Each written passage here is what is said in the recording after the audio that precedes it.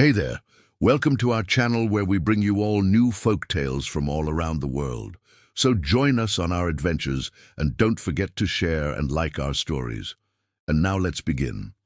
Once upon a time, in the middle of the colorful jungle of Jambula lived a young monkey named Milo. Milo was clever, funny, and full of energy, but he had one big problem. He was very clumsy. He would trip over vines, fall from trees, and even once got his tail stuck in a watermelon. One day, while playing near an old tree stump, Milo saw something sparkling. He brushed away the leaves and found a pair of tiny, glowing shoes. "Whoa, jungle treasure!" Milo whispered, eyes wide. Just as he touched them, a tiny talking beetle popped out of the stump. "Those," said the beetle, "are magical shoes. They'll make you the best climber, jumper, and spinner in the jungle. But be careful, only the kind-hearted can truly use their magic." Milo didn't wait. He slipped them on. Zap! A flash of light, and suddenly Milo could swing through trees like lightning, do backflips mid-air, and even dance on water lilies. He became the star of the jungle. Everyone cheered for him, except one little chameleon named Chiku, who always stayed quiet in the background. At first, Milo didn't care. All he wanted was to impress everyone with his cool moves. You have seen him when he was doing his tricks for everyone. Wow, he is really good. But slowly, as days turned into weeks, Milo started getting bored. He was tired of doing the same tricks over and over again, and again and again and again and again and again and again. He wanted more. He wanted to be famous. He wanted to be the best, the most famous animal in the whole jungle. So he started practicing new tricks, practicing harder and harder every day. But no matter how hard he tried, he couldn't get any better. He was as good as he was before, or maybe he was even a bit worse. But that wasn't enough for Milo. He wanted to be better, more famous, the best. So one day he decided he was going to put on a big show. He called all the animals from all around the jungle. Birds from faraway trees flew down. Animals from the river swam to the shore. Even the shyest creatures came out of their hiding places to watch his show. Milo bowed, and the crowd cheered. He took a deep breath and started his act. He jumped and flipped through the trees. He swung from vine to vine.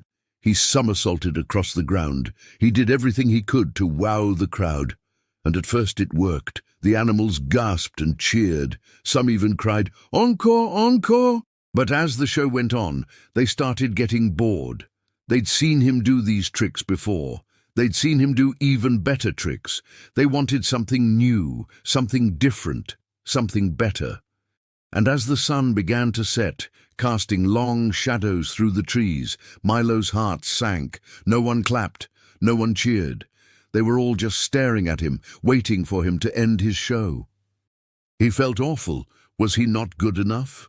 Were his shoes not magic anymore? Had he practiced for nothing? Suddenly he heard a small voice. That was a good show. Milo looked down and saw the little chameleon, Chiku, climbing up a nearby tree. "You were great," Chiku said. "I've never seen anyone flip so high or jump so far." Then he added in a low voice, "But maybe you should do something different next time.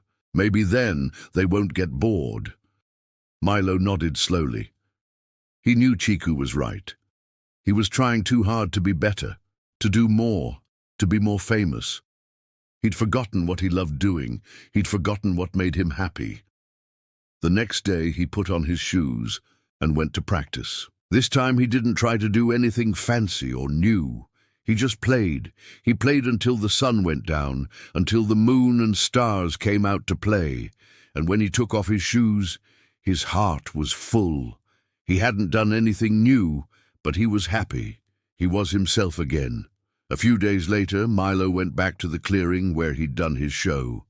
This time, he didn't call the other animals. He just sat down and closed his eyes and played.